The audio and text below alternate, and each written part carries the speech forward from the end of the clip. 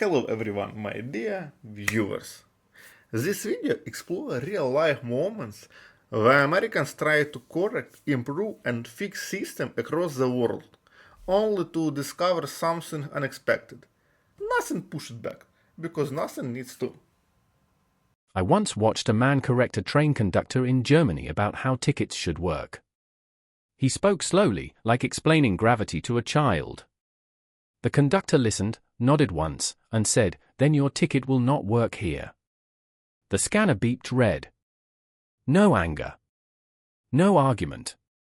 Just a system declining him. And suddenly, confidence sounded a lot like noise. In Lisbon, I stood behind an American guy ordering coffee. "Large vanilla latte," he said confidently. The barista paused. "We have espresso." The man smiled like this was a misunderstanding.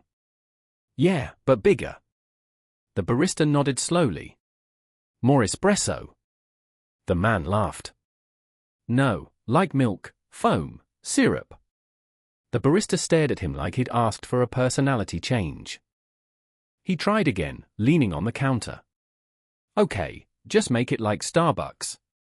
The word landed oddly. A woman behind me stopped stirring her coffee. The barista said, "This is not Starbucks." Silence. The man chuckled, expecting a pivot. None came. Eventually, he ordered something random. When he tasted it, he frowned. "This is strong." The barista nodded. "Yes." In Vienna, I watched an American woman try to rearrange a cafe menu. "This would sell better if you grouped items by calories," she told the waiter. He blinked. "We group by food." She smiled patiently. "Right, but people care about health." He nodded once. "Then they will choose." No sarcasm. Just a boundary so clean it didn't even feel like resistance. She pulled out her phone, showing an app. "Look, this is how we do it back home." The waiter leaned slightly, then stepped back. "This is here." Silence. A couple nearby exchanged a glance that said everything and nothing. The woman laughed lightly, waiting for agreement. It didn't come. She ordered anyway. But slower. Like she'd just realized, menus don't negotiate. There's a pattern I kept noticing. It wasn't conflict. It was absence. No one argued. No one corrected aggressively. They just didn't move. And that's worse if you expect pushback. Because there's nothing to push against. Just structure. Quiet, finished, already decided. You don't lose the argument. You realize there was never one to begin with. In Seoul, I saw an American guy trying to optimize a subway line. He was studying the map like it owed him clarity.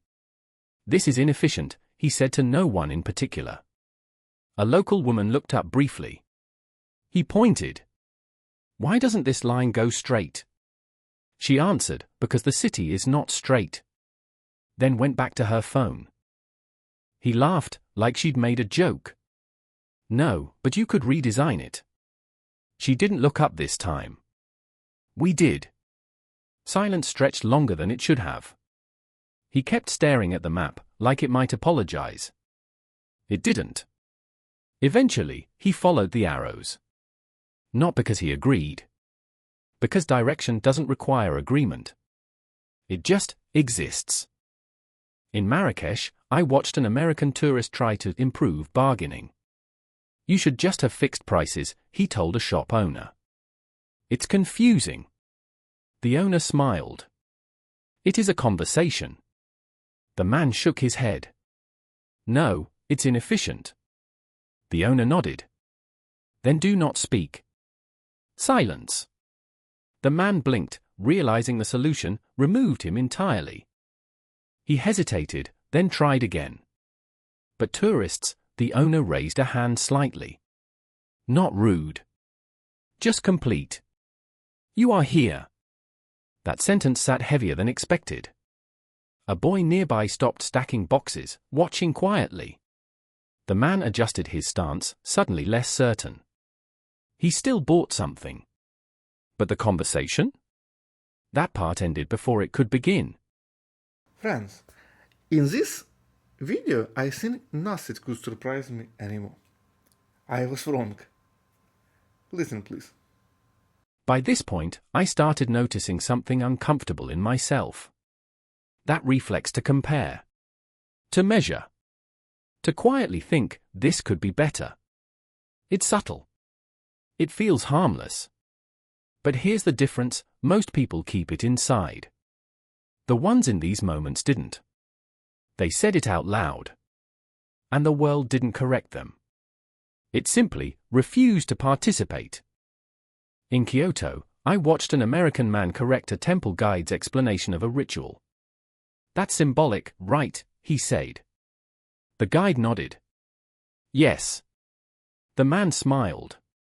So it's not real. The guide paused. It is real here. Silence. The man laughed lightly. No, I mean objectively. The guide looked at him, not offended. Just distant. A woman nearby lowered her camera slowly. The guide didn't argue. He just continued the explanation without acknowledging the man again. That was the part that shifted the air. Not rejection. Removal. The man stood there for a second longer, like he'd been edited out of the moment. Then checked his phone. Not because he was bored. Because he was no longer included. In Copenhagen, I saw an American try to fix the bike lane. This is dangerous, he told a city worker. Cars should have priority. The worker looked at him. Cars do not live here. The man laughed. That's not how roads work. The worker adjusted his gloves. It is here. Silence. A cyclist passed between them without slowing. The man stepped back instinctively. Not out of fear, out of confusion. But what if someone gets hit? He asked. The worker shrugged slightly. Then they learn. No lecture. No statistics. Just consequence. The man looked around for support. No one reacted. Not because they agreed. Because this wasn't a discussion. It was infrastructure. And infrastructure doesn't debate. In Zurich, I overheard an American banker explaining risk tolerance to a Swiss advisor. You're too conservative, he said. You're leaving money on the table. The advisor nodded once. We prefer the table. Silence. The man smiled, thinking this was humor. No, seriously. The advisor folded his hands. So am I. That ended more than the sentence. The banker leaned forward. In the US, we push growth. The advisor replied, in Switzerland, we keep it. No tension. Just philosophy, already decided long before either of them arrived. The banker laughed, but it sounded thinner now. Like a tool that didn't fit the surface anymore. He kept talking. The advisor kept listening. But the outcome? Already closed. What makes these moments hit isn't arrogance. It's expectation. The belief that explanation leads to change. That if you say it clearly enough, the system will adjust. But here's the truth I kept running into, some systems aren't waiting for input. They're complete. And when you meet something complete, your opinion doesn't challenge it. It just reveals you. In Rome, I watched an American try to improve a historical tour. You should make it more interactive, he told the guide. Maybe add quizzes. The guide smiled politely. This happened already. The man nodded. Right, but modernize it. The guide looked at the ruins behind him. They are already finished. Silence. Even the air felt older than his suggestion. He pointed at a wall. You could rebuild parts. The guide shook his head once. We preserve. The man exhaled, frustrated. But people want engagement. A tourist nearby whispered, we are engaged. That line didn't rise. It just settled. The man stepped back, adjusting his hat. Not convinced. Just outnumbered by time itself. Hey, this last one. I still don't fully understand. By now, the pattern wasn't just visible, it was predictable. Confidence walks in. Reality doesn't move. And somewhere in the middle, there's a pause. Not loud. Not dramatic. Just a small, precise moment where someone realizes they're not adjusting the system. They're standing in it. And it has no mechanism for them to be right. In Helsinki, I saw an American try to fix silence. He sat in a cafe, looking around, uncomfortable. "It's too quiet," he said to the barista. "You should play music." The barista looked at him. "There is sound." The man laughed. "No, I mean background noise."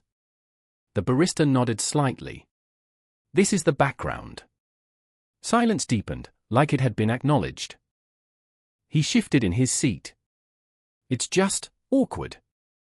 A woman nearby looked up. "For you." Not sharp. Just accurate. The man smiled, but it didn't land. He pulled out his phone, filled the silence himself. The cafe didn't change. No music started. No one adjusted. Because silence here wasn't a gap. It was a feature. In London, I watched an American try to speed up a queue. "You could open another line," he told the cashier. She nodded. "We could." He smiled, relieved. She didn't move. Silence. "So, will you?" he asked. She scanned the next item. No. No explanation. No apology. Just continuation. The line moved at exactly the same pace. He looked around, expecting agreement. Nobody reacted. A man behind him adjusted his coat. A woman checked her watch. Not annoyed. Just aligned with the pace. The American sighed, stepped back into position. Not convinced. Just absorbed. That's the strange part about queues here. They don't exist to serve speed. They exist to serve order. In Tokyo, I watched an American try to correct a train platform attendant. "You should announce delays louder," he said. The attendant bowed slightly. "There is no delay." The man checked his watch. "But it's late." The attendant nodded. 30 seconds. Silence. The man laughed. "That's still late." The attendant repeated, "There is no delay." That repetition did something. Not aggressive. Not defensive. Just final. A teenager nearby didn't even look up from his phone. The train arrived exactly when the system said it would. The man stepped on, "Quieter now." Not because he agreed. Because the definition itself didn't belong to him anymore. In Reykjavik, I heard an American try to improve the Northern Lights tour. "You should schedule them," he told the guide. "Like specific times." The guide smiled faintly. "We do not schedule the sky." The man nodded. "But for tourists." The guide looked up. "You are seeing it now." The man hesitated, like that answer didn't scale. "They're not bright enough," he added. The guide said nothing. Just pointed upward. The sky didn't adjust. The color didn't intensify. A woman next to him whispered, "It's enough." The man lowered his phone slightly. For a second, he stopped trying to fix it. Just watched. That was the only moment where he finally matched the experience. That's what all these moments come down to. Not right or wrong. Not better or worse. Just fit. Some systems aren't broken. They're complete. And when you step into something complete, your job isn't to correct it. It's to understand where you are. Because the world doesn't resist you. It simply continues exactly as it was before you arrived. My dear friends, did you like these stories? If so, like and write in the comments what topics you would like to hear the next story on. Thank you. Bye bye.